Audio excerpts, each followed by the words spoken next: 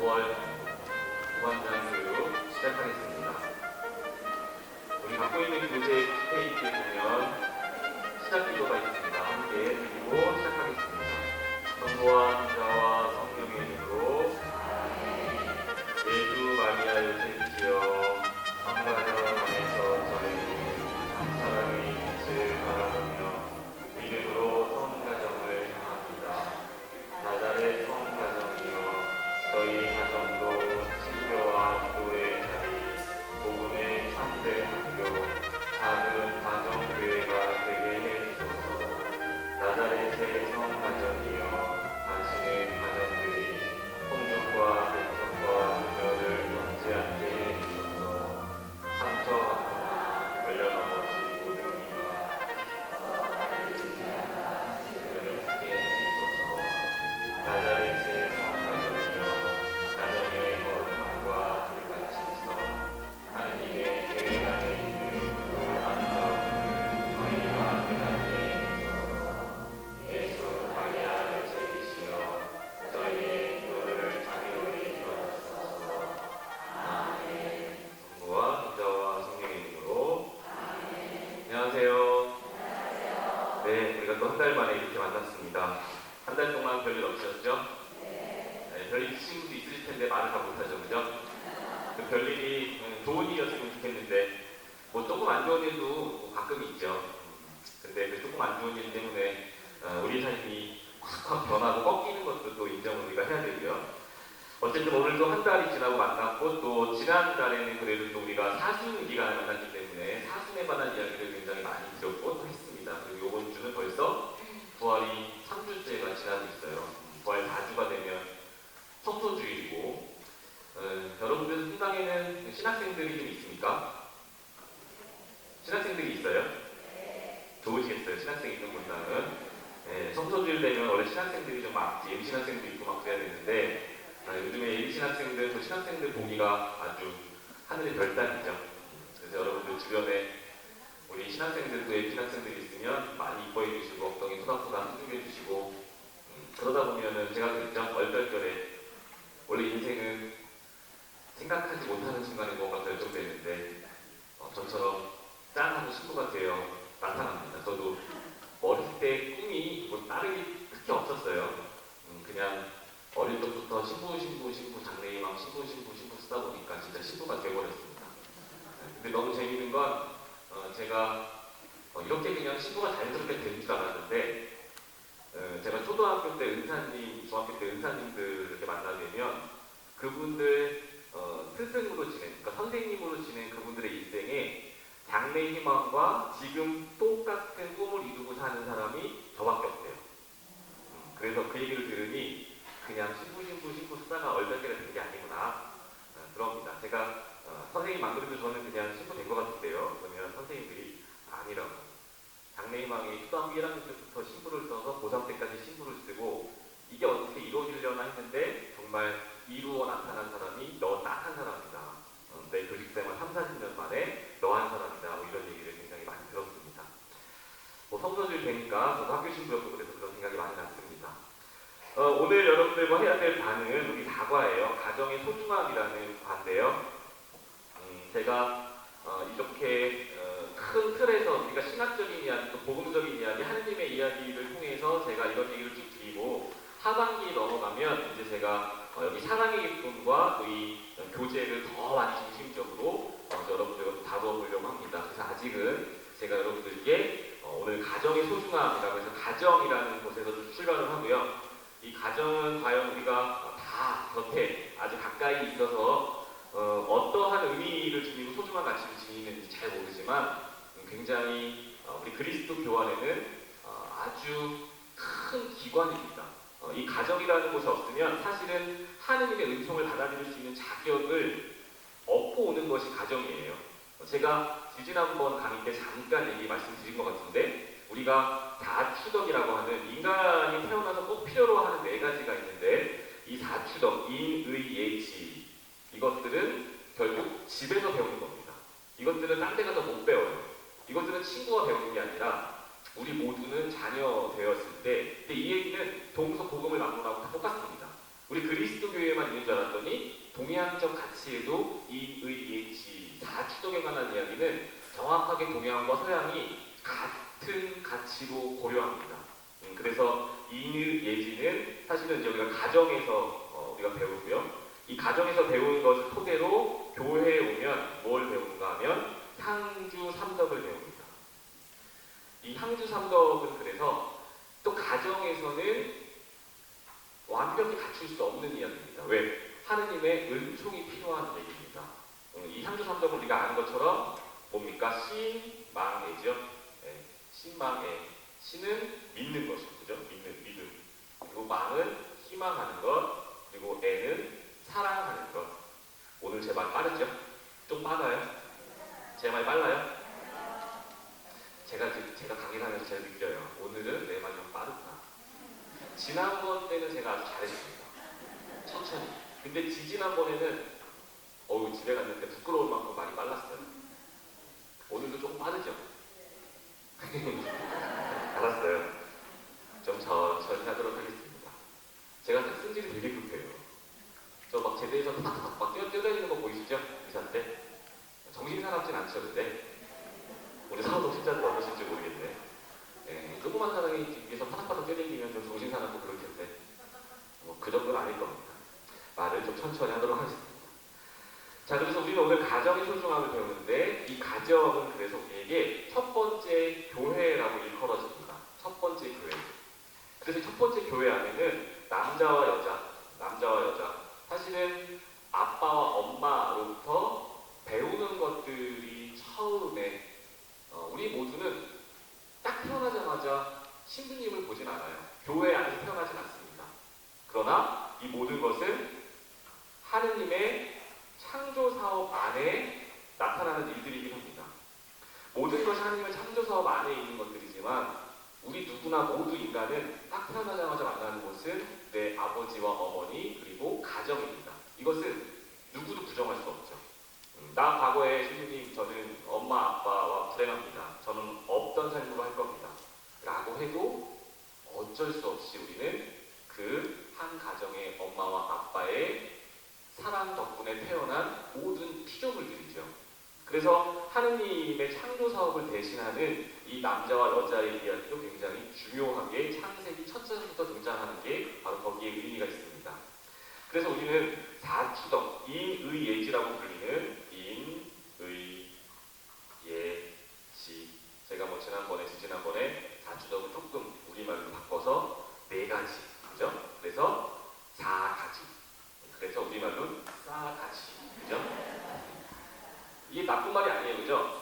싹이 있어야죠, 그죠? 모든 인간에게는 싹이 있어야 되는데 그 싸가지가 있어야 되는데 그게 없으면 사실은 문제가 됩니다. 사회적으로 사회성이 길러지지 않죠. 이 네 가지가 없으면. 그래서 이 네 가지는 절대적으로 집에서 엄마와 아버지에게 가정에서 배우는 이야기들입니다. 이것을 갖추어야 교회에 오면 이제 조금 더 성숙된 향주 삼덕, 진짜로 믿는 법, 진짜로 희망하는 법, 진짜로 사랑하는 법을 배웁니다. 여러분들이 이 신망이 같은 경우에도 집에서도 다 가르칠 수 있고 우리가 다 깨달을 수 있는 법이 있을 것이다 하지만 결국 여기부터는 인간적인 노력에서 하느님의 은총이 필요해집니다. 하느님의 은총, 아까 우리가 얘기한 체험도 이 안에 포함이 되고요. 그리고 복음적 가치, 우리가 1, 2, 3강을 통해서 우리가 복음적 가치를 계속 말씀을 드리는데 이 복음적 가치는 한 분이신 하느님을 사랑하라. 신명기 6장 4절 5절의 이야기가 확장돼요. 어떻게 확장돼요? 이게 이웃을 통하여 확장된. 그래서 예수 그리스도에게 한 분이신 하느님을 전 너무너무 사랑해서 더 이상 할 게 없습니다. 그랬더니 그러면 너는 가서 이웃을 사랑해라. 너가 가진 것들을 나누어 보아라. 이런 이야기로 확장을 시켜주는 것이 구약과 신약에서의 큰 틀입니다. 자, 한 분이신 하느님이 이웃은 제가 말씀드렸지만 남이긴 남인데 어떤 남이냐? 이웃은 히브리 말로 내가 가장 가까이 두는 사람, 내 곁에 있는 사람, 그리고 또 하나의 의미는 나를 낯떨어져서 밀 수도 있는 사람입니다. 그러니까 이웃은 모든 사람들이 포함이 되고 내가 감정 표현할 수 있는, 내가 사랑하고 미워하고 나의 체험 안에 굉장히 어두운 과거로 등장하는 모든 사람, 이웃에 포함합니다. 이웃은 나 아닌 모든 사람을 포함합니다. 그래서 이 이웃 중에 가장 가까운 이웃, 제가 이 정도 하면 이제 나와야 되는데 제가 3번 강의에서 굉장히 중요하게 맨날 말씀드렸죠. 이웃 중에 아까 말 빨라졌다. 이웃 중에 가장 가까운 이웃 누구요? 이웃 중에 가장 가까운 이웃, 제가 여러분들 첫 시간부터 가랑비에 옷젖을 펼칠 테니까 제 강의만 그냥 아침마다 듣고 따라오세요 라고 그랬는데, 이웃 중에 가장 가까운 이웃? 와, 남편. 역시 사실은 이웃 중에 가장 가까운 이웃은 제가 지금 말씀드리는 나자마자 보는 내 부모입니다. 이웃 중에 가장 가까운 이웃, 남편도 그 이후에 만나잖아요, 그죠? 남편도 그 이후에 만납니다. 이웃 중에 가장 가까운 이웃이라고 해석되는 것이 이제 부모입니다.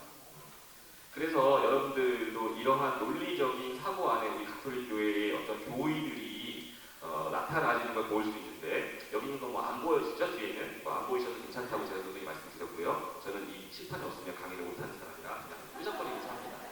원래 그래요. 저는 어디 가나 칠판 달라고 합니다. 칠판이 없으면 불안해서 강의를 못해요. 네, 여기 뭐 손가락에 여기 파란 거, 노란 거 다 꼈으면 좋겠는데 이런 거 되게 좋아해요. 써야 돼요. 제 옛날에 학생 때 그래서 모닝글로리 반성 펜시 되게 좋아했어요. 가서 한 바퀴 돌면 스트레스가 풀렸어요. 싹 사오는 거죠. 그리고 안 써요. 말할 때까지 안 쓰고 써서 고래같이 또 엄마한테 혼나죠, 그죠? 네. 그래도 어떻게 해요? 남들은 오락실 가지 말라는데 엄마가 바른 손펜시 가지 마라. 그러니까 신고 됐잖아요, 그죠? 저 착하게 생겼죠? 착하게 생겼어요? 왜 여기서 에이 아니 이거 찍히네. 찍혀요. 자, 그래서 이 우리가 갖고 있는 한 분이신 하느님부터 시작되는 우리 가치 중에 10계명의 가치가 있습니다. 10계명. 10계명은 제가 누누이 여러분들께 자주 말씀드렸는데 1번부터 시작해서 10번까지 하느님의 이야기, 하느님의 말씀이 인간에게 돌판에 새겨져 내려온, 어떤 돌판에 새겨져 내려왔는가? 사실은 하느님과 인간이 관계를 갖기 시작했을 때, 제가 이 그림은 자주 그려드려서 오늘 아마 마지막으로 그리고 이제 여러분들 머릿속에도 더 이상 변하지 않을 만큼 제가 자주 이야기하는 것 때문에, 자, 우리는 이 시작점 알파 포인트, 알파요 오메가죠. 알파요 오메가입니다. 여러분들 오늘 요번에 부활 때 신부님이 불 다 끄고, 그죠? 이거 초에 이거 꽂으시면서 알파요 오메가이며 시작이며 마침이시, 이거 근데 뒤에서 불 끄고 신부님 혼자 하니까 여러분들 뭐 하는지 잘 모르죠? 제가 이거를 언제 깨달았냐면, 제가 이번에 본당식을 해보니까 성당에 자주 오지 않으시는 분들은 물론 저 제대회 활동하시고 전례단 활동하시는 이런 분들은 거기서 신부님이 뭐 하는지 매년 어릴 때부터 보셨겠죠. 근데 오래간만에 오거나 처음 오신 분들은 불 끄고 뭐 하지? 그죠? 거기다 숯을 꽂는다는데 어떻게 숯을 꽂지? 뭐 이런 생각 하셨을 것 같아요. 근데 뒤에서 저도 신부된 지 14년 만에 처음으로 본당 나왔으니까 해봤는데, 알파요 오메가요 시작이며 마침이시. 이 이야기를 왜 부활의 가장 중요한 그 순간에 초에 꽂으며 이야기하는 것인가? 우리가 알파점은 하느님과 인간의 체험이 시작된 그 지점. 제가 오늘도 말씀드렸다시피 여러분과 하느님이 드디어 알게 되는 그 순간, 서로 관계를 맺은 그 순간, 그 순간이 언제일까? 우리가 그 순간의 개인적인 체험과는 다릅니다. 세례를 받고도 나는 체험이 없었어. 나는 아주 오랫동안 체험이 없었기 때문에 나는 세례받고 나중에 내가 생각해보니 내가 수술방 들어갔을 때 누웠을 때 하느님 체험을 했어. 아니면 내가 아기를 낳았을 때 했어. 아니면 내가 누군가를 떠나보냈을 때 했어. 다 개인적으로 다릅니다. 그래서 하느님과 인간의 체험이 공유되는 그 지점, 언제인지 여러분들 잘 떠올려 보시면 한순간 또 한 두 순간 정도 생각이 납니다. 그리고 우리가 교회 안에서 이야기하는 것은 다 세례로부터 시작된다고 이야기를 합니다. 세례로부터. 제가 우리 아가의 이마에 물을 부어 세례를 주어본 게 이제 2번째가 됐는데, 사고동 와서 그 아가들은 물을 부으면 깜짝 놀라서 울죠. 네, 웁니다. 그런데 우리는 죽으라고 불을 붙죠. 네, 울든지 말든지. 그리고 사진 찍어서 우리는 아이고 이쁘다, 그래, 애를 막 죽겠다 그렇게 웃고 있는데 그죠? 왜 우리는 그런 세례 순간을 놓치는가? 근데 요즘에는 엄마들이 이 애기들을 잘 껴안고 그 아장아장 이런 거 애들은 신부님이 줄여들고 같이 쫓아다니죠. 물 굴러가 쫓아다니는 것도 옛날에 저 복사스 때 많이 봤는데 어쨌든 우리는 하느님과 나와의 관계가 시작된 그 지점을 세례라고 봅니다. 그리고 이 지점을 알파 포인트라고 봐요. 시작이죠. 이 시작은 우리가 회개하면서 우리 두 가지 정도로 생각해야 되는데 우리 세례 물 건다고 끝나는 게 아니고 뭐 루시아, 아네스, 세실리아 이름 받았다고 끝나는 게 아니죠. 하나는 원죄에 관한 이야기가 시작이 되고 하나는 회개에 관한 이야기가 시작이 됩니다. 왜 이야기를 지금 뭐 가정의 소중함을 이야기하는데 이야기를 왜 하는가? 제가 이쯤 가면 모세 얘기를 하면서 10개명 얘기를 다시 할 거기 때문에 그렇습니다. 자, 원죄와 회개. 원죄는 제가 여러분들께 누누이 말씀드렸죠. 원죄는 냄새나고 더러운 죄가 아니다. 뭐 우리가 죄를 진다 해도 그게 냄새나고 지저분하지는 않아요. 우리가 느끼기에 그게 내 삶의 내 가슴 속에 가라지처럼 느껴지기 때문에 그걸 뽑아버리기 쉽긴 하죠. 그런데 밀과 가라지는 차분히 섞여 있습니다. 그래서 우리는 제가 조금 이따가 말씀드릴 텐데 부활의 의미 중에 가장 중요한 것이 우리는 부족함이라는 단어와 죄라는 단어를 헷갈려 하는 데 있어요. 이건 뭐 좀 이따 말씀을 다시 한번 드릴 건데 내 남편의 부족함이 보이는 것과 그 남편이 나에게 죄를 진다고 생각하는 것은 다른 이야기예요. 내 남편을 봤어. 내 아들을 봤어. 딸을 봤어. 근데 그 아들, 딸, 내 남편이 뭔가 나한테 죄를 졌어. 왜? 잘못했기 때문에. 이 인간들이 나한테 죄를 줘. 우리는 죄라고 생각합니다. 그런데 인간적으로 보았을 땐 죄일 수 있겠지만 그들 자신에게는 부족함이 드러나는 거죠. 그 남편이 갖고 있는 부족함이 드러났을 때 내 눈앞에 보이는 그것이 그 인간의 죄로 보이고 내 아들, 딸의 부족함이 드러났을 때 그 인간이 나에게 했던 그 나쁜 이야기들이 죄라고 느껴지는데 사실은 엄밀히 따지면 그들에게 있는 부족함입니다. 죄는 아니죠. 죄는 누구에게? 죄는 하느님에게. 사실 죄는 인간과 인간 사이에 이렇게 이야기하면 좀 억울할 수 있어요. 왜냐하면 착한 사람들이 피해를 많이 보니까. 여러분들 중에도 부부 중에도 참고 사는 사람이 힘들죠. 여기 계신 분들 중에 90%는 참고 사시는 분들일 텐데 억울합니다. 왜 나 혼자 그래야 되는가? 왜 내가 먼저 해야 하는가? 왜 나는 평생 이래야 하는가? 그래서 우리는 이 죄와 부족함을 혼동하기 좋은 상태에 있긴 합니다. 착한 사람들이 더 많이 아프게 지내는 것이 사실이니까. 그런데 어찌되었던 복음적 가치 안에서는 죄는 하느님과 인간 사이에 형성되는 이야기입니다. 그리고 인간과 인간 사이에는 부족함이 형성이 됩니다. 그래서 죄와 하느님과 인간 사이에 형성되는 죄를 하느님의 자비를 통해 죄를 상쇄시킬 수 있고요. 그리고 인간과 인간 사이에 나타나는 부족함은 자비가 아니라 정의를 통해서 상쇄시킬 수 있습니다. 그래서 우리가 착각하는 것 중에 하나가 나는 자비로우니 내 남편을 용서할 수 있어. 나는 자비로우니 내 아들을 용서할 수 있어. 나는 자비로우니 우리 온당 신자를 회개시킬 수 있어. 나는 자비로우니가 될 수 없습니다. 인간과 인간 사이에는 감히 자비라는 단어를 꺼낼 수 없어요. 그게 가톨릭 가르침입니다. 우리 그리스도교는 여러분들이 그냥 그러실 분은 안 계시지만 얼렁뚱땅 우리 가톨릭 교회에 좋은 거고 죄 안 짓고 회개하고 살면 되지 라고 하지만요. 결국 아주 오랜 시간 제일 똑똑한 인간들이 하느님을 알고 싶어 했고 하느님에 관한 글을 써놨습니다. 이 세상에 가장 똑똑한 인간들. 그게 언제까지냐면 13세기, 14세기까지 그랬어요. 왜 13세기, 14세기 이것이 끝났는가? 15세기부터는 우리가 슬프게도 르네상스, 인본주의, 그리고 계몽주의, 인간 중심으로 다시 생각하자고 하는 인간 사고의 변화가 왔습니다. 언제까지? 15세기, 16세기 시작되어 17, 18세기에는 그것들이 또 다른 형태의 무의식, 내지는 권력, 내지는 물질로 변화해요. 여러분들이 잠깐 동안만 요 얘기만 잠깐 짚고 넘어가면 예수님이 태어나서 돌아가시면서 우리에게 복음, 그의 삶에 대한 이야기가 쓰여졌고 이 이야기는 해석되기 시작합니다. 해석되기 시작할 때 이미 로마는 그리스도교로 박해하고 있었어요. 언제까지? 약 300년 동안. 박해를 받은 그리스도교는 땅바닥에 들어가 앉아 있었습니다. 그게 뭐예요? 지하교회죠. 까딱건배입니다. 그래서 정말로 교회는 땅바닥에 심겨진 씨앗에서 움터나온 큰 나무와 같습니다. 그 많은 사람들이 까딱건배라고 하는 그 지하에서 하느님을 믿는 사실만으로 서로 기뻤던 때가 있었어요. 왜? 땅에 올라가면 박해받아 죽으니 땅속에서 같은 하느님을 믿는 형제 자매로 사는 그 자체로 행복했던 거죠. 그 하느님이 어떤 하느님인지 그 예수가 나에게 어떤 영향을 미쳤는지 중요하지 않습니다. 왜? 그걸 나눌 만큼 여유롭지 않아요. 땅에 올라가면 박해받아 죽어요. 그때 다 죽은 게 누구예요? 지금까지 우리가 알고 있는 성인 성녀들이죠. 여러분들 이름으로 갖고 계신 아네스, 세실리아, 루시아, 안토니, 다 그런 사람들이 다 그 300년 동안 죽은 많은 성인 성녀들이죠.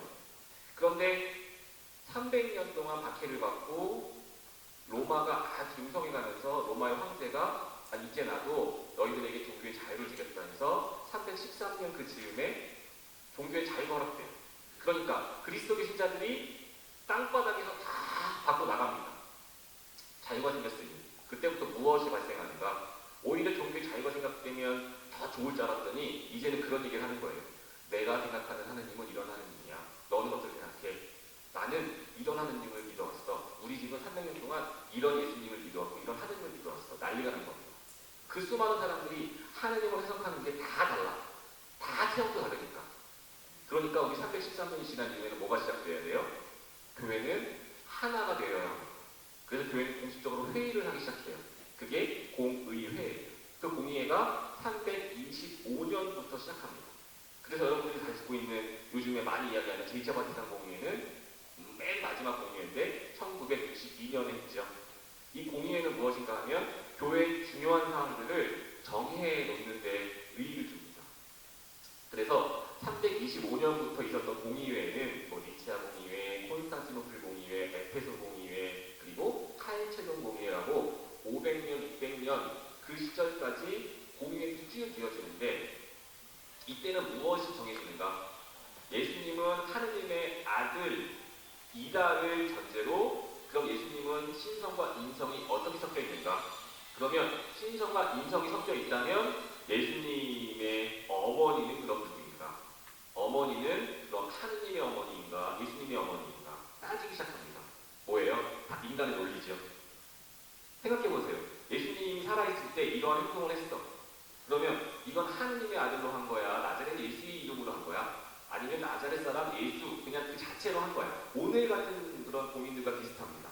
사람들은 저 사람은 요셉의 아들 예수가 아닌가? 저 사람이 생명의 빵이나 영원한 생명을 논할 이유가 없다. 그런 이야기를 우리에게 해줄 필요가 없다라고 이야기하는 게 바로 우리가 눈에 보이는 그대로의 그 사람의 모습이죠. 그런데 많은 사람들은 그 예수의 안에 하느님의 형상이 있다고 생각하고 그 하느님의 형상은 본질적으로 예수와 같다고 생각했습니다. 그래서 하느님과 예수 그리스도는 본질적으로 일치하는 격을 줍니다. 그죠? 격은 다르지만 본질적으로 같음이 이야기돼요. 그러면 하느님과 예수 그리스도가 같다라고 생각했을 때 그러면 하느님 한 분, 예수님 한 분. 그런데 많은 사람들은 다 하느님은 한 분이라고 얘기했습니다. 당연합니다. 우리가 지지난 시간까지도 얘기한 것처럼 우는 배움, 한 분이신 하느님에 관한 이야기죠. 그런데 사람들 눈에는 하느님 한 분, 예수님 한 분, 두 분이 보였어. 그러면 이것이 더해지면 이가 되었어야 합니다. 인간의 논리로는 이가 되어야 해요. 그런데 우리가 아주 오랫동안 유다인들이 기다려왔던, 유다인들이 2000년 넘게 기다려오고 그리고 하느님의 아들 예수 그리스도가 죽고 부활하고 승천한 그 이후에도 한 분이신 하느님으로 기억되어야 하는, 한 분이신 하느님이 되어야 하는 본질적인 삼위일체의 교리가 그때부터 고민이 되기 시작합니다. 사람들은 눈에 보이는 둘, 아니야. 하느님은 한 분이니 이 중에 하나는 없어져야 돼. 당연히 얘가 없어져야겠지. 그러면 예수는 하느님이 아니라고 생각하는 인간의 논리가 시작됩니다. 그래서 종교가 갈리기도 하고 다른 여러 가지 교리들이 생기기 시작해요.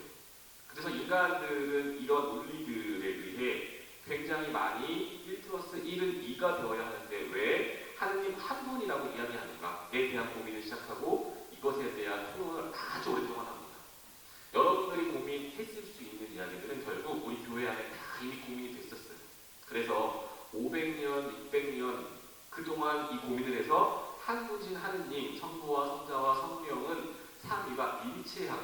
윗벽은 다르지만 이 안에 고스란히 하느님의 형상과 예수 그리스도 인간의 모습이 함께 공존한다. 본질은 같다라는 이야기를 결론을 냅니다. 그때 우리가 잊지 말아야 될 것은 신비라는 단어입니다. 제가 누누이 말씀을 또 드리는데 이 신비는 풀리지 않는 신비에 관한 문제가 아닙니다. 이 신비는 풀리지 않습니다. 영원히. 언젠가 이 문제가 풀리는 것은 수수께끼예요. 퀴즈입니다. 그런데 이 신비는 풀리지 않을 겁니다. 그래서 우리는 계속 궁금해할 겁니다. 그런데 이 신비는 그래서 우리에게 의문과는 다른 이야기라고 여러분들께 말씀드린 적이 있습니다. 신비는 그리스도교의 가장 중요한 가치인데 의문은 우리 인간적인 궁금함일 뿐입니다. 그런데 하느님에 관한 이야기를 자꾸 우리는 우리 머리로, 우리 눈으로 우리가 만져지고 느껴지고 생각하고 하는 그 능력 안에 자꾸 의문시해요. 하느님은 언젠가 풀릴 수 있을 것이다.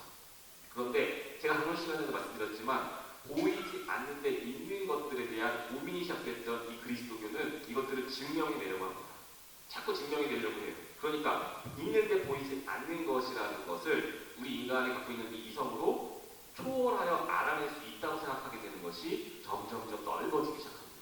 그래서 뭐 이야기는 이제 여기까지만 드려야 될 텐데 우리는 아주 똑똑한 인간들이 하느님에 관한 글을 13세기, 14세기까지 써놨습니다. 그리고 15, 16세기부터는 아예 인간의 사고방식이 바뀌어버려요. 어떻게 바뀌어요? 이때까지는 그래도 내가 어디서 왔는가, 하느님은 나에게 어떤 의미인가가 중요한 의문의 테마가 됐지만 15, 16세기부터는 이제 나 중심으로 생각해야겠다. 인간 중심으로 생각하자. 라고 하는 사조가 생기면서 인본주의, 계몽주의, 르네상스가 시작됩니다.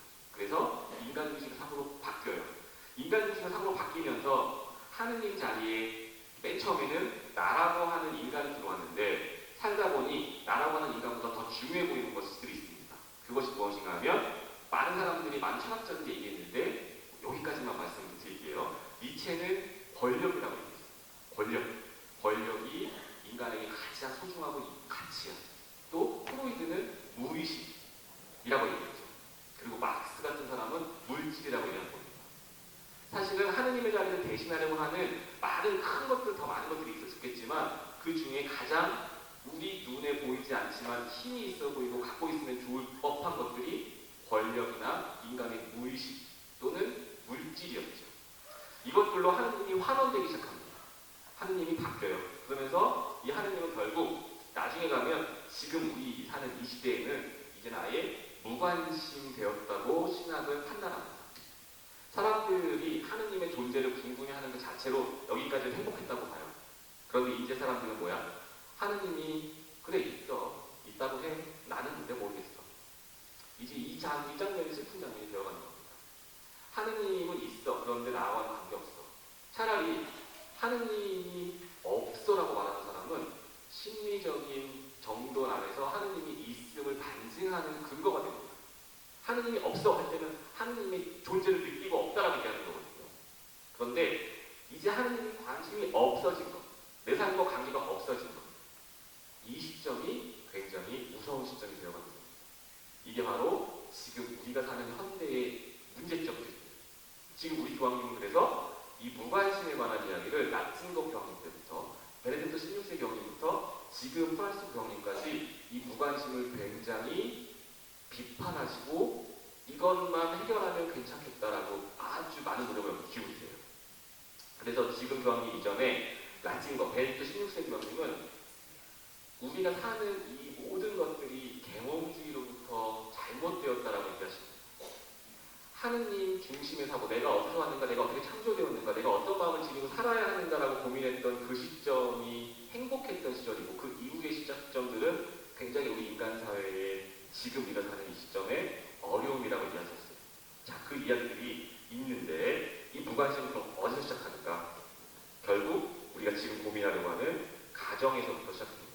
가정. 처음에 태어나 눈 뜨고 만나는 그 사람이 신앙인이면 신앙인임에도 불구하고 그 신앙이 고스란 전수되지 않는 문제. 물론 우리 어머니들도 열심히 하시고 뭐 유아세례 받게 하고 천도성체 한다고 그러면 너무너무 행복하게 와서 천도성체 다 교리받고 그때 엄마는 다시 와서 자 그런데 이때 우리가 이해해야 할 것이 분명히 있습니다. 우리 인간 사이에 먹고 사는 문제예요. 먹고 사는 문제는 현실적으로 내 삶의 1번 자리에 올 수밖에 없습니다. 이걸 굳이 우리가 그 가치를 안다고 해서 너가 먹고 사는 것도 중요하지만 하느님을 더 중요하게 생각해야 돼 라고 강요할 수는 없어요. 그런데 하느님은 은근히 너 곁에 계시는 아주 의미와 가치가 존재하는 분이야라는 것을 꾸준히 그리고 빠짐없이 알려줄 수 있다는 거예요. 물론 그 지점에서 우리가 또 고민될 것이 여러 가지가 있어요. 우리 어머니들, 우리 아들, 딸이 신앙생활을 안 합니다. 뭐 이런 얘기를 많이 하시는데 결국 우리가 고민해야 될 지점은 따로 있지만 어찌되었던 이 가정에서부터 시작되는 제 첫 번째 교회라고 불리우는 그래서 제가 첫 영성체를 저희 본당에 이제 막 시작했는데 부모님들을 모아놓고 그런 말씀을 드렸습니다. 애기 성당 보낼 때 학원 보내는 것과는 다르게 보내셔야 합니다. 뭔가 똑같이 배우러 가는 형식으로 하면 아이들은 내가 학원을 가는지 성당을 가는지 똑같다고 인생에서 생각할 겁니다. 성당에 보낼 때는 조금이라도 다르게 보내주십시오. 가방을 싸도 다르게 싸주시고 말을 해도 좀 다르게 해서 보내라고 합니다. 왜? 아이들은 다 그걸 느낍니다. 아, 내가 지금 학원을 가는지 성당을 가는지 똑같구나. 그러면 성당은 좀 있으면 끊으면 되겠네. 요것만 배우면 끝이겠네. 라고 생각할 수도 있죠. 그리고 사실은 제가 엄마 아빠들에게 부탁한 것은 이제 엄마의 기도선을 보고 아이들도 기도선을 할 거고 아빠의 걸음걸이를 보면서 삶을 배울 거라고 이야기합니다. 그들 앞에서 내가 하고 싶은 말 그대로 내가 하고 싶은 행동 자체로 그냥 마음껏 했다가는 그들의 삶에 혼란스러움만 가중될 뿐이겠죠. 이제 엄마의 기도선은 성당에 다니는 우리 엄마의 아름다운 선이 될 것이고 아빠의 걸음걸이를 뒤에서 보는 이 아이들은 그 아빠의 삶을 따라가고 또 배우고자 하는 마음이 생길 겁니다. 제가 요즘 어린이들, 자식들, 자녀들을 다르게 표현하는 정이 하나 있는데요. 제가 사제로서 경험을 해보니 자매님들이 표현하는 것과 아이들이 표현하는 것이 다를 바가 사실 없습니다. 사실은 그 아이들이 모른다고 생각하는데 아니에요. 얘기를 해보면 그 아이들은 얘기를 못하고 표현을 안 할 뿐이지 우리가 느끼는 바를 똑같이 느끼고 있었어요. 그게 굉장히 놀랄 일이기도 하지만 무서운 일이기도 해요. 그래서 이들은 어린이라고 부르는구나. 이들이 표현하지 못하기 때문에 어린이지 결코 우리와 다른 생각을 짓지 않았습니다. 엄마 아빠가 나누는 말을 안 듣는 것처럼 하면서 그대로 듣고 마음속에 새기고 있는 것이 어린이들이고 엄마 아빠가 나누는 눈빛, 감정 이것들을 고스란히 탐박이처럼 마음에 감싸보는 아이들이 바로 우리들의 어린이들이었다는 거죠. 그러면 그들에게 우리의 가정은 어떻게 인의예지를 배워서 아빠의 뒷모습과 엄마의 손을 배워서 이제 시작되는 시작점이 됩니다. 그들에게는 세례 이전에 또 하나의 시작점이 있겠죠. 바로 이 시점입니다. 그게 바로 하느님을 대신 해주는 엄마와 아빠를 만나는 그 지점이에요. 그래서 이 세례 때 만난 이 아이들은 어느 순간 하느님과 인간의 관계가 시작됐던 이 지점부터 길을 걷죠. 이제는 살아갑니다. 이제 여러분도 마찬가지인데요. 우리는 구약과 신약을 통해서 맨 정점에 그리스도를 듣고요. 그리고 구약에서의 시작점, 우리는 세례를 보지만 아브라함과 하느님의 만났던 그 지점을 다시 한 번만 깨달아 보면 좋겠습니다. 아브라함과 하느님이 여기서 뭐가 생기냐면 믿음이 생깁니다. 믿음이 생겨요. 어떤 믿음인가 하면 그냥 믿음이 아니라 맨 처음에 서로 관심을 갖게 됩니다. 그죠? 제가 잘 말씀 많이 드렸던 건데 서로 관심을 갖게 돼요. 그러면 서로 어느 순간 고백해봅니다. 그리고 이 고백은 사랑이 되고 이 사랑은 나중에 믿음이 돼요. 제가 이걸 과정이고 길이라고 말씀드렸죠. 이 중에 우리는 무엇이 있는가 하면 체험이 있습니다. 체험. 이 중에 체험이 있어요. 아까 강원 시간에도 말씀드렸던 체험이 있습니다. 맨 처음 관심 갖게 되는 이 지점에서 엄마 아빠의 조력이 필요하죠. 아이들에게 그 아이가 하느님을 어떻게 생각하든 내가 하느님을 사랑하는 모습을 보여주고 내가 교회에 가서 기쁜 모습을 보여주면 아이들은 그 하느님에 대해서 관심을 갖게 됩니다. 그래서 가정이 소중하다는 이야기가 여기서부터 시작이 돼요.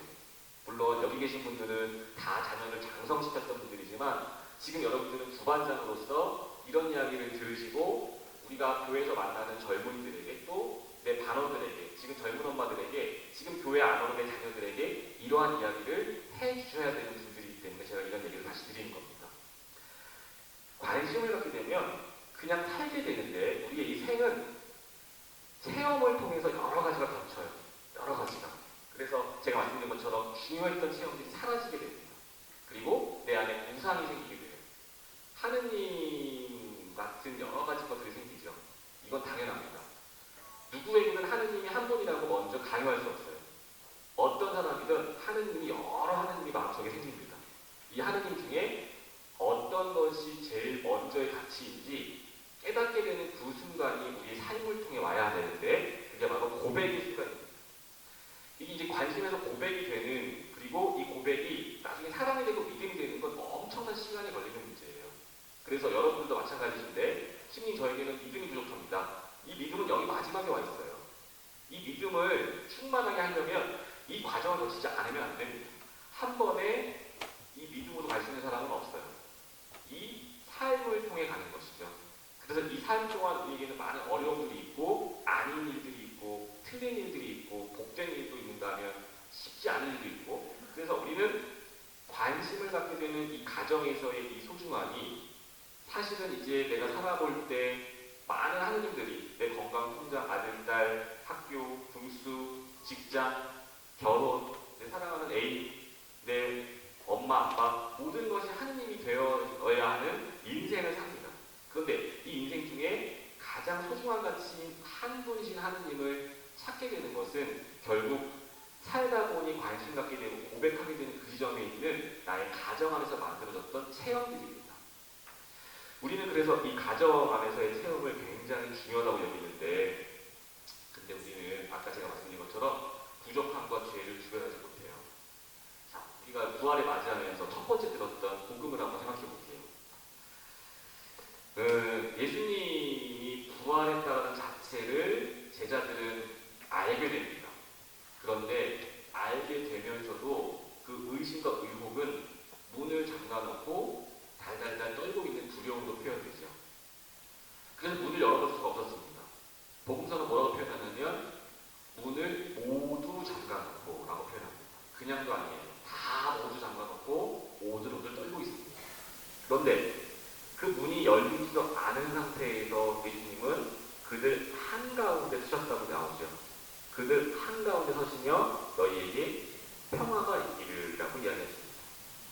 이 평화는 그들이 갖고 있는 두려움의 반대말입니다. 그들이 그 자리에서 가장 필요해 보이는 게 하느님이 보기에는 평화였죠. 왜? 무슨 일이든 어떤 일이든 지금 무슨 일이 벌어질지 모르겠지만 두려워하고 있으니 평화로워야 한다는 겁니다. 그런데 중요한 사실은 문을 열어놓지 않았는데도 한가운데 서실 수 있었던 분은 바로 하느님밖에 없다는 거죠. 사실은 우리가 문을 열어놓지 않았는데 들어올 사람은 하느님밖에 없습니다. 그래서 두려움 속에 평화를 주시는 분이긴 해요. 자, 그런데 우리가 이 사실을 토대로 생각해보지 않았는데 내가 마음을 열어놓지 않고 누군가 내 마음에 들어와 주기를 바라는 것도 우리 인간의 욕심입니다. 우리 가족 중에 누군가 내 마음에 들어와 주면 좋겠는데 들어오지 않는 사람 때문에 안 살겠다라고 배우고 힘듭니다. 그런데 그 마음의 문을 열어놓지 않고 내 마음에 들어와 주기를 바라는 것은 우리의 욕심이며 교만이죠. 내가 마음의 문을 열었을 때 누군가 들어올 수 있습니다. 이 마음의 문을 연다는 자체는 하느님은 내가 지금 필요로 하는 것이 평화라는 것을 딱 보면 아시는 분이지만 내 가족이나 내 아들, 딸, 내 남편은 내가 마음을 열어주지 않는 한 내 마음속에 들어오지 않고요. 내 마음을 말해주지 않는 한 모르는 사람이 됩니다. 물론 내가 말하지 않아도 좀 알아주시면 좋겠죠. 그런데 내가 말하지 않아도 알아주시는 분은 물론 내가 지향해야 하고 기도해야 하고 반상해야 하고 묵상해야 하지만 하느님 한 분입니다. 그러면 내 마음을 열지 않고 내 마음을 알아달라고 하는 것은 우리의 욕심이 되는 것뿐이죠. 그래서 우리는 우리 이번에 맞이했던 부활의 사건 중에 문을 잠그고 오들오들 떨고 있었던 이 제자들 그 이후에 많은 사건들이 있죠. 있지만 제가 다 말씀드리지 못하고 결국 맨 마지막에 베드로에게 나를 사랑하냐고 3번이나 물어봐준 장면까지 우리는 부활절경을 기억합니다. 저는 베드로의 이야기를 물론 우리 본당에서는 강론을 통해서 여러 번 했지만 베드로를 제 인간적인 측면으로 해석을 하다 보면 베드로에게는 부족한 것이 있었지만 충만한 것도 있었습니다. 물론 베드로는 예수님이 고통받기 시작하는 그 순간부터 저 멀리 떨어져 단밖에 있었습니다. 그리고 모릅니다. 정말 나는 그를 모릅니다. 나는 정말 저 사람이 누군지 모릅니다. 라고 3번 배신을 했어요. 그런데 우리가 베드로를 이해해야 되는데 베드로가 그 당시에 배신하지 않고 내가 저 사람의 제자였다고 하면 베드로는 어떻게 됐을까요? 인간적으로 베드로는 목숨을 잃었겠죠. 저는 이 점에서 그런 묵상을 합니다. 베드로의 배신이 우리에게는 잘못된 것처럼 묵상되지만 결국 베드로는 그 부족한 대신 갖고 있던 충만함이 있었습니다. 그 충만함은 뭐가 하면 인간으로서 살고자 하는 목표였습니다. 베드로는 살고자 했던 거죠. 나는 저 사람을 안다고 하면 그 당시에 목이 달아날 예정입니다. 이유니까 나는 저 사람을 모른다고 하는 겁니다. 그래서 그에게는 베드로에게는 살고자 하는 욕구는 충만했습니다. 그건 우리가 그냥 넘어가지 못할 일입니다. 그런데 이 살고자 하는 욕망이 아주 욕심이 컸던 베드로, 그래서 예수님을 대신할 수밖에 없었던 이야기를 우리의 삶 속에 다시 한번 적용해 보면 내가 부족해 보이는 내 남편, 내 아내, 내 아들과 딸들도 지금 세상에서 지금 삶에서 살고자 하는 욕구는 굉장히 강한 겁니다. 나에게 보여주는 것은 부족한지 모르겠지만 그들이 나에게 다 말해주지 못하지만 그들은 밖에 나가서 살고자 참 많은 노력을 합니다. 베드로처럼 예수님을 배신하는 과오도 범할 수 있고 더 큰 잘못도 범할 수 있지만 그것이 그들에게 살고자 하는 욕망이며 욕구일 수 있죠. 그것들을 우리가 다 무시할 수 없다는 얘기입니다. 모두가 완벽할 수 없습니다. 살고자 하는 욕망이 내 아들딸이, 내 남편이, 내 아내가 잘못해 보이는 부분이 있겠지만 그 부분은 그들이 나가서 살고자 하는 욕심이고 이런 거죠. 아들딸들이 지금 짜증나 죽겠는데 엄마 아빠 자꾸 말 걸고 근데 나는 요번 시험만 합격하면 요번 공무원 시험만 합격하면 난 요번 이 시험만 합격하면 엄마한테도 웃을 수 있고 나는 내 삶을 편하게 살 수 있을 텐데 이것까지만 합격하면 이라고 애쓰는 중인데 우리는 그 와중에 그 이해를 다 해주지 못하는 그 처지에 놓여있는 것이 우리의 삶인 거죠. 엊그저께 제가 아는 수사신부님 한 분하고 우리 이제 교수신부님들하고 이렇게 얘기를 하다가 그 이제 수사신부님이 어디 강의 가는데 재밌는 얘기를 하나 들었대요. 그래서 그 이야기 나중에 강의에서 써먹으라고 저한테 알려줬는데 누가 그랬대요. 엄마 없이는 못 사는데 엄마라는 못 살겠다고. 그래서 그 이야기를 맨 처음에 저희도 들었을 때 한 3초 무슨 얘기인지 몰랐어요. 엄마 없이는 죽어도 못 살겠대요. 지금 저는 엄마 없이는 죽어도 못 살다 그래서 아이고 엄마가 엄청 좋으신 분인가 보다. 딸하고 엄마하고 도둑해야지 그랬는데 그 다음 나온 얘기가 근데요 엄마라는 못 살겠어요. 이게 무슨 얘기인지 뭐 이건 우스갯소리 넘기면 되겠죠. 뭐 우리가 이런 얘기를 뭐 가슴에 담아줄 필요는 없는 얘기지만 어찌됐든 우리가 갖고 있는 관계는 죄와 부족함을 서로 구별해주는 관계가 되어야 가족일 수 있습니다.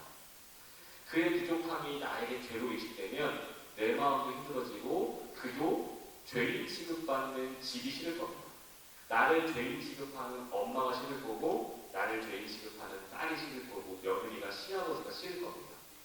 물론 이런 이야기가 살다 보면 다 똑같죠. 충분히 살아보자 이렇게 되나 그게 안 되는 거 아닙니다. 저도 직접적으로 체험하지 못하지만 여러분들과 대화를 하면서 면담을 하면서 성사를 나누면서 많은 이야기들을 우리가 하는 이런 글자로 와닿는 이야기들보다는 훨씬 더 강하고 우리 삶을 지배하는 많은 어두운 얘기들이 있구나를 체험합니다.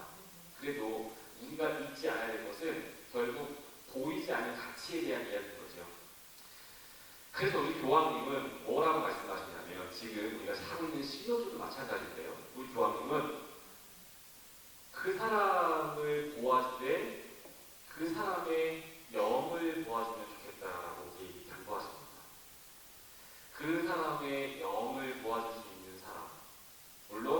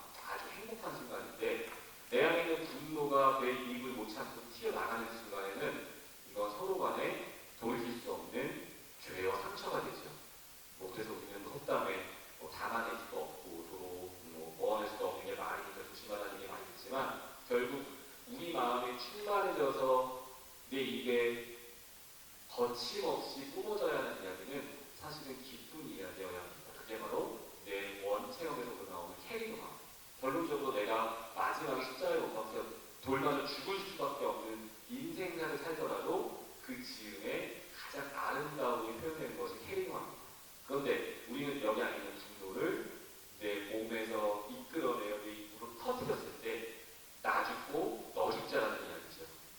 도로 담안에서는 상처를 나눌 수밖에 없는 인생사가 바로 거기서 시작되는 겁니다. 그래서 우리 교황님은 이런 말씀을 하세요. 무언가에 취해서 말을 해야 하는 것이 사회라면 결국 우리는 성령을 한번 이끌어 믿어보자. 우리는 성령을, 교황님은 뭐 직접적으로 이런 말씀하신 적은 없지만 성령을 너무 믿지 않습니다. 그래서 교회 공동체도 사회 공동체와 다르게 돌아가야 하는 것은 우리는 성령을 모시고 기도로 시작하는 대화법을 알고 있는 사람들이라는 거죠. 그래서 우리가 지금 하고 있는 시노드는 성체교회 내지는 묵상, 반상을 약 15분에서 30분 하고 그리고 모여 앉아 이야기해보라는 첫 번째 권고가 있습니다. 별거 아닌 것 같은데요. 저도 교구 시노드 집필위원이기도 하고 교구에서 계속 주변님 모시고 또 평신도들 대표들과 함께 시노드를 하고 있는데 맨 처음에는 저도 신부지만 뭐 시작기도 다 하잖아요. 그리고 뭐 시작기도 하고 묵상하고 기도하는 거 다 나눔하는 거 우리가 안 해본 거 아닌데 라는 마음가짐에서 저도 시작했는데 처음 아무것도 모르는 그냥 평신도 몇 분과 그냥 주변님 모시고 이렇게 성체도배 20분, 30분을 했습니다. 그리고 시노드의 모임 장소에 가서 서로 얼굴을 마주보는데 성령은 감지되지 않죠. 보이지 않습니다. 그런데 이 성령이 우리 안에 활동하시는 걸 저도 알듯 모를 듯 알듯 모를 듯 모르게 그 모임이 끝나고 나오는데 결론적으로 시간이 가고 나중에 보면 이 사람과 나 사이에 성령이 활동하고 있음을 계속 감지하게 돼요. 근데 이게 가족끼리 먼저 배워야 된다는 겁니다. 가족끼리. 물론 소부자도 가서 기도하고 대화하는 얘기 아니라 내가 그 사람은 요셉의 아들 예수도 아닌가라고 보아준 것처럼 이 사람은 똑같은 거죠. 예수님이 영을 보았다면 그렇게 말 못하죠. 그런데 나도 누군가의 영을 보아주는 사람이 되어야 한다는 겁니다. 우리 프란시스 교황님이 아주 우리에게 당부하시는 말씀이에요. 그래서 지금 하고 있는 시노드가 바로 그러한 작업들을 하고 있는 겁니다. 그래서 오늘 별로 우리가 시간이 많지 않은데 그래서 시작되는 인생 포인트에서 우리는 하느님에게 관심 갖고 이 관심이 어느 순간 고백되고 이 고백은 체험을 통해 등장합니다. 이 고백은 내가 사랑할 대상을 쉽게 만나서 사랑해, 나도 사랑해, 짠 하는 것은 인간사에도 쉬운 일이 아니에요. 물론 제 주변에는 시집을 아는 살까지 안 가다가 하루아침에 나 시집가서 청첩장 보내는 노처녀들이 좀 있어요. 근데 이건 특별한 경우죠. 특별한 경우고 인간사에도 내가 너 사랑하는지 내가 너를 사랑하는지 잘 모르고 결혼하고 정말 사랑한 것 같아서 결혼해서 그게 아닌 것 같고 이런 과정들을 거치는데 하느님과의 사랑은 어떻게 이루어지는 것인가? 관심 갖고 가정에서 이끌어주는 그 신앙의 소개를 어느 순간 내가 살다 보면 하느님이 내 안에 있고 내가 하느님을 사랑하는 것을 알게 되는 순간이 있습니다. 그 순간은 강요해서는 안 됩니다. 그게 바로 원체험이고 이 원체험은 엄마도 아빠도 모르는 아들, 딸만의 이야기일 수 있고 아들, 딸도 모르는 나만의 이야기일 수도 있습니다. 그래서 이 고백은 어느 순간 이루어집니다. 저희 주님, 저의 하느님 이랬던 그 제자들의 외관이 이 고백이 이루어진 다음에 드디어 하느님에게도 응답이 옵니다. 자, 여기 중요한 건 뭐냐면 이미 이 틀 안에 하느님은 항상 계셨죠. 하느님은 계셨습니다.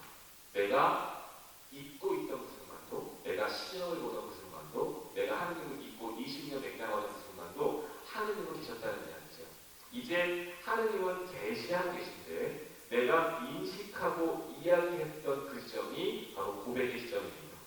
그러면 하느님이 계시는 그 순간 하느님도 나하고 너를 사랑한다라고 고백해 줍니다. 이 순간이 바로 사랑의 순간이에요.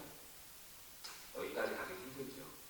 이 사랑이 있고 무르익어 이제는 우리가 이 점을 살아야 되는 것인데 제가 봤을 때 여러분들은 이 지점에 와 계신 분들이 꽤나 많을 겁니다.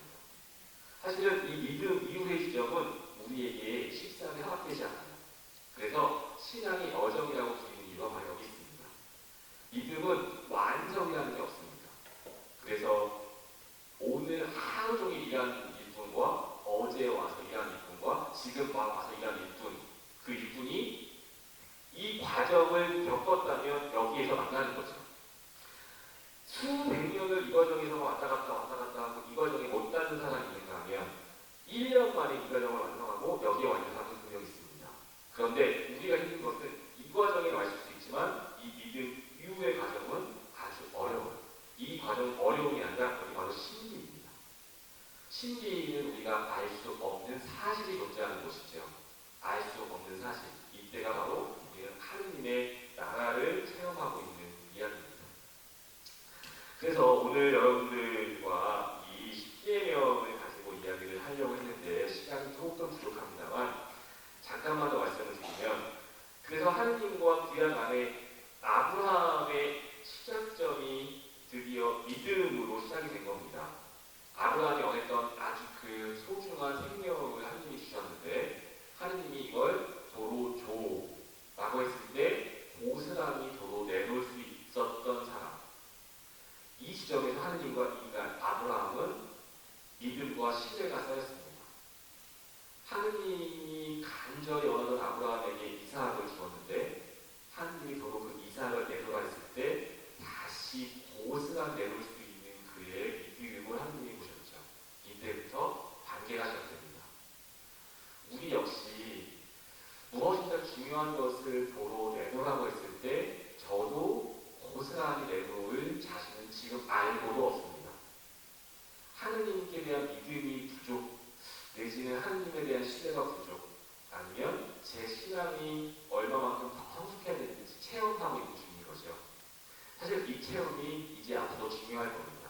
제가 사제로 사는 게 중요할 거고, 여러분도 이 지점에 와 계신데 엄마로, 할머니로, 친아이로, 며느리로, 시어머니로 사는 그 지점에 굉장히 중요한 것은 내가 갖고 있는 부족함에 대한 드러남입니다. 이 부족함이 드러날 때 이 부족함은 아까도 제가 말씀드렸다시피 내가 문을 열지 않고 나에게 와주기를 바라는 욕심, 그리고 저 사람이 갖고 있는 삶의 애착을 이해해주지 못하는 그 모습, 예수님이 보여준 두 개의 부활 이후의 이야기. 예수님은 마음을 열지 않고 들어올 수 있는 유일한 분, 그리고 두려움에 평안을 주시는 분, 그리고 베드로의 배신을 따지지 않고 베드로가 이야기했던 세 번의 이야기만큼 세 번의 기회를 고스란히 주시는 분.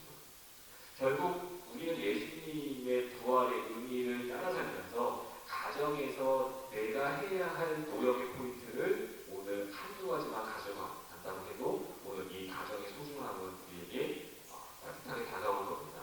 그래서 이렇게 신뢰가 맺어진 이 아브라함과 인간의 이야기는 다음에 모세의 이야기로 펼쳐집니다. 아브라함과 하느님은 1대1로 만났지만 모세와 하느님도 1대1로 만났는데 산에서 내려오면서 이제 1대 다수가 됩니다. 드디어 하느님의 이야기가 많은 사람들에게 확정이 되는 순간이죠. 아브라함과 하느님이 1대1로 만났던 그 순간 모세 역시 산 위에 올라가서 하느님과 1대1로 만나고 내려와서 드디어 하느님의 이야기를 많은 사람들에게 줍니다. 줄 때 하느님의 마음은 하느님의 글을 돌판에 새겨 내려왔죠. 한국인 하느님을 사랑하로부터 하느님의 날, 하느님의 시간, 하느님의 이름, 이 모든 것들을 소중하게 여긴 채 네 번째 맞이하는 것이 바로 그래서 부모에 관한 이야기가 바로 등장합니다. 하느님을 사랑했던 사람이 바로 확장시킬 수 있는 첫 번째 이웃은 부모로부터 시작됩니다. 그 부모는 여러분이 생각하는 부모일 수도 있고 여러분이 부모의 입장에 있을 수도 있고 지금 내 자녀들도 부모로 살아가는 자녀들이 더 많을 겁니다. 그래서 부모는 막연히 내가 생각하는 내 엄마 아빠가 아닙니다. 가장 가까운데 내 속으로 낳은 또 나를 속으로 낳아준 이들과의 관계로부터 시작된다는 거죠. 이제 이 부모와의 이야기는 앞으로 되게 많은 같이 쓸 가치를 형성하는 데 중요한 포인트들이 됩니다. 그래서 5계명부터 10계명까지는 혼란스러운 와중이 다가옵니다. 내 것인 것, 내 것이 아닌 것, 내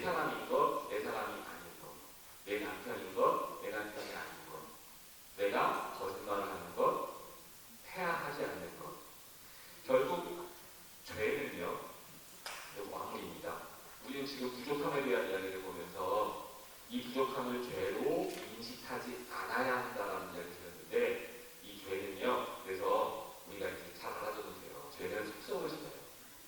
죄는 속성을 지닌다. 어떤 속성을 지니냐면 죄는 집중력을 갖지 않는 겁니다. 좋은 게 만 개가 있는데 나쁜 건 딱 하나만 보게 하는 특성이 있어요. 그게 바로 죄의 특징입니다. 물론 지금 여러분들 머릿속에 내 남편의 좋은 것이 몇 개인데 신분이고 하나밖에 나쁘고 적다는 거야 라고 하실 분도 계시겠지만 가만히 생각해보면 죄는 보편적으로 가진 습성이 바로 하나만 보지 않는다. 거기에만 집중하게 해요. 자꾸 저 인간만 보이고 자꾸 저 인간이 했던 나한테 했던 말만 들리고 자꾸 저 인간이 했던 그때 그 표정만 보입니다. 창세기에 그래서 하느님이 사람에게 아담에게 이 만가지 이 세상의 모든 것을 너에게 다 주마. 이름 붙여 써라. 이름 붙여 써라. 그런데 저거 딱 하나만 건들지 마. 만 개를 주고 하나만 건들지 말라 했는데 그때부터 사람은 그 하나에 집중하기 시작합니다. 사과나무에 집중하기 시작하죠. 별것 아닌 그 나무에 집중하기 시작합니다. 죄는 우리에게 한 가지만 보게 하는 습성이 있습니다. 그리고 혼란스럽게 하죠. 죄가 확장되는 순간입니다. 그래서 우리는 오늘 내 앞에 있는 내 가족의, 내 아들, 딸의 그 모습 그 자체도 사랑스러워 보이고 이쁘면 좋겠지만 그 상대방의 영을 도와주기에 관한 이야기를 했습니다. 상대방의 영을 도와줄 때 우리가 그가 나에게 부족함을 표출할 수 있겠지만 절대 그의 죄는 아닐 것이다. 죄는 하느님에게 일고되어 있다. 그러면 그 부족함을 왜 나만 억울하게 감싸야 되냐라는 질문을 시작하면 한도 끝도 없을 겁니다. 어찌되었던 그 부족함을 나의 부족함으로 왜? 사실 저도 부족하니까. 우리도 부족하니까. 그래서 하느님과 인간 사이에는 이 죄를 용서하는 자리가 존재하지만 인간과 인간 사이의 부족함을 채우는 데는 정의가 존재합니다. 정의는 길 가다가 쓰레기를 줍는 게 정의가 아니라 그리스도교의 정의의 가치는 내가 부족한 만큼 그도 부족할 것이다 라고 똑같이 생각하는 거죠. 생각하는 게 아니라 똑같습니다. 그가 부족한 만큼 나도 부족하죠. 이게 서로에게 죄가 되었을 때는 분노가 터져나와 서로 담아내지 못하는 상처만 남을 겁니다.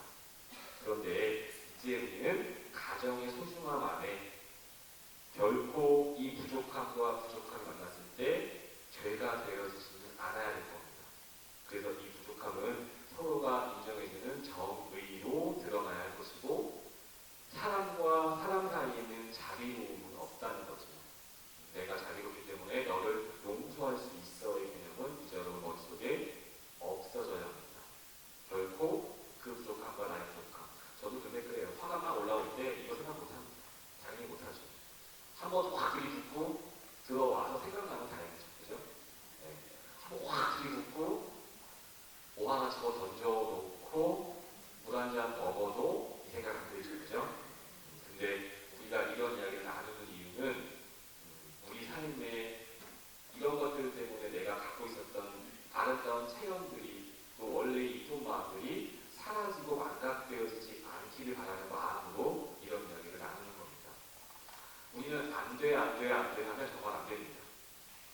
그런데 안 되는데 되게 할 수 있는 연습을 할 수 있는 사람들이에요.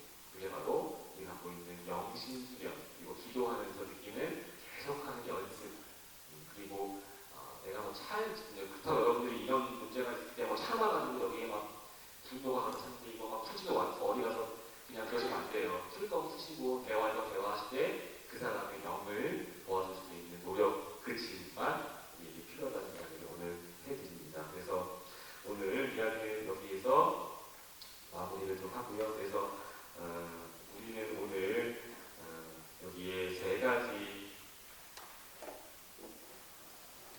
부부의 일치와 사랑, 생명의 전달과 자녀 교육, 그리고 가정, 교회 형성. 오늘 제가 말씀드렸던 이야기는 이 세 가지 안에 다 포함이 되어 있습니다. 우리는 남편과 아내로